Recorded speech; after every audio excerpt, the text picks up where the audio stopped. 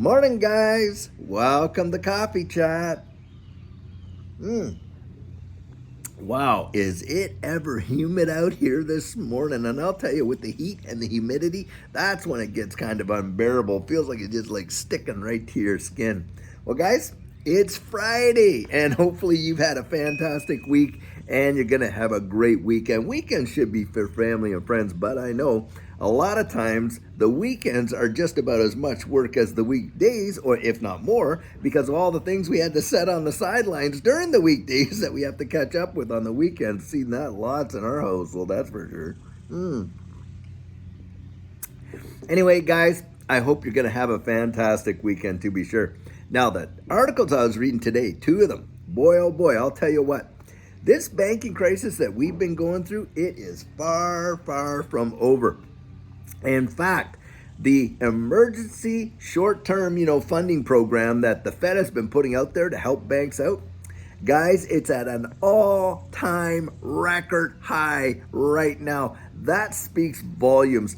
In fact, I think their banks were under a 12-month thing to kind of get their books all worked out and back in order, and they only got 9 months left of that. And, they're not making any progress whatsoever. And in fact, it's even getting worse. Guys, I think we're going to see a lot more of these smaller and regional banks absolutely in crisis mode, and you're probably going to see the FDIC go in there and take over like they have on some of these other banks. And of course, big moves from all of these little banks and regional banks and all the withdrawals that they're going to face. Who's going to get the benefit of that, guys? Yep, the consolidation of these major banks. Look at JP Morgan Chase. They were reporting, I think they're up, 11 billion or something like that in deposits on new accounts because of all these regional banks, people taking their dough out and dropping it into these big banks. And it has been a major boon for them, to be sure. But guys, when you see a lot of the small and regional banks closing down like that, you're really looking at a lot of credit facilities to smaller and medium businesses that are just not going to be available anymore. Lines of credit, different types of, financial products that these types of businesses use. And guys, when you see that happen, you're going to see a lot of contraction in those spaces as well, because hey, a lot of these businesses literally survive based on their operating lines of credit. They pay their payroll that way, they get their supplies and their inventory, and it's revolving, of course. So, it comes in, they pay it out, and on and on. But with those facilities not available, and then they're not in a position, to have these long-term relationships with these big banks that they haven't had because they've been dealing with their local regional banks and things like that are, investing in the, local communities, which makes sense. And those things being off the table, those banks not being available to offer those products anymore, well, hey, you're going to see a lot of these smaller and medium businesses literally get kind of drummed out. They're going to be an unintended, or perhaps even an intended, consequence of this banking crisis, and it's going to happen in a big way. Now, second article. Wow, this one. And guys, I'll tell you, things are bad when the riches actually can't go out there and do what they want to do, because this second article is talking about how the purchasing of luxury goods is going down, and it is literally plummeting. Diamonds, I guess, the price of raw diamonds has dropped significantly year over year. And you're seeing like big luxury brands. And this article was talking about Rolex and how Rolex itself is literally seeing a major drop in consumer purchases, for these luxury goods. And guys, what's that telling you? It's telling you that people that, would normally be out there and having that sense of going out there and spending some money on some of these, luxury items and things like that, for themselves or as gifts or whatever, those that have the money to do it are not doing it anymore. That speaks volumes. I'm telling you, when you see that kind of stuff and you see wealthier persons contracting and starting to, claw back their spending, it's because, guys, they don't have confidence in what's going on in the economy right now. And we're watching houses prices dip. Look at cars. It wasn't just maybe a year and a bit ago that the price of cars were just through the roof, and used vehicles as well. massive. Sometimes the used vehicles were getting almost new car sticker prices. Well, guys, that's starting to fall off. The inventory on vehicles has just spiked so much on new cars that they can't offload them fast enough. And you're watching prices in cars, prices in houses, prices in everything start to totally begin to collapse. And it's because, look, folks don't have it to spend. That is the bottom line. And we're dealing with a major liquidity crisis, aren't we? And when you're dealing with a liquidity crisis, hey, easy money is not easily come by, is it? So you can't go out there and get the loans. You can't go out there and qualify for that mortgage or, that new car loan or that kind of stuff. And then you're looking at credit card debt.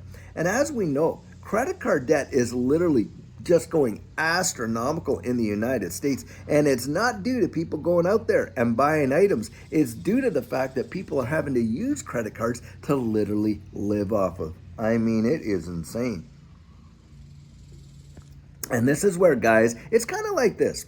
We all like to, we all will take the temperature, right? If we saw some, clouds back up over there and we heard a little thunderclap and in the dark clouds, we'd say, well, I suspect that rain's probably going to be coming, or it could even get worse. In Texas, we get like monstrous hailstorms, and even worse than that with tornadoes and whatever. But still, you can kind of gauge that. Well, guys, you can kind of gauge the storms in the economy too, can't you? Because you see all these telltale signs, and they tell you that, hey, a big storm is on the way, and in some places it's already hitting, right? For those of you that are out there, and there are people out there, guys, let's really have that kind of heart of compassion. There are people out there that are genuinely hurting right now, that are really just making it, barely making it. And my heart really goes out to them because, look, I remember those days. I remember the days when Judy and I could only afford to buy one tomato at a time, if you can believe that. It's absolutely true, even though we had jobs and everything like that. And that's another thing, guys. There are a majority of people, hard working folks, some of them holding 2, maybe even 3 jobs, and they're struggling to make it. That's the working poor. And a lot of that is due to the loss of the purchasing power of their dollars, which is a consequence of what, guys? It's a consequence of this monumental printing machine that the government just goes off and, the Financial or Fiscal Responsibility Act. You got to be kidding me. They call it stuff like that, so it sounds really good. Meanwhile, they just increased the potential debt by $4 trillion. And of course, what's that doing? It's reducing the purchasing power of our dollars and causing inflation to go way up, so that it's getting to the point where there are folks out there that literally are making choices between whether they keep their lights on or their fridge full. That's what's going on. And of course, the guy that lost his job, now he's going out there and getting 2, maybe 3 part-time jobs to replace a full-time job that he can't find another one so quick and easy. And that's a major deal, guys. That's for sure. And it's these kinds of things that we have to have, be conscientious of and making our financial decisions by looking down the road, seeing what's coming. Now, guys, remember when the whole happened and the whole wide world was all, closed down, people banging their pots and pans and stuff? You would never have even fathomed that would have been a time when one of the greatest and biggest bull runs in history took place during that time, when there was no production, all the service businesses were out, everything like that. Guys, it's a double-edged sword. You're literally going to see a lot of people suffer in a massive way with the reduction of spending and all this kind of stuff and the contraction in the economy. But at the same time, they're heating up these printing presses like no tomorrow. And guys, we know what happens with that. Big money flows, right? And where does it flow? If money just flows and it flows in the various markets, we could potentially see a major boom in equities. And on top of that, this digital asset space, even in a situation where we have a contracted economy. We watched it literally happen. And during that time, that was a life-changing event for Judy and I, because that's when we entered into this space, right in the thick of it, and it changed our lives in a powerful way. Well, guys, I'll tell you what, until later on today, I sure hope you're having a fantastic Friday, and we got an excellent video for you. I sure hope you have a great one, and take care.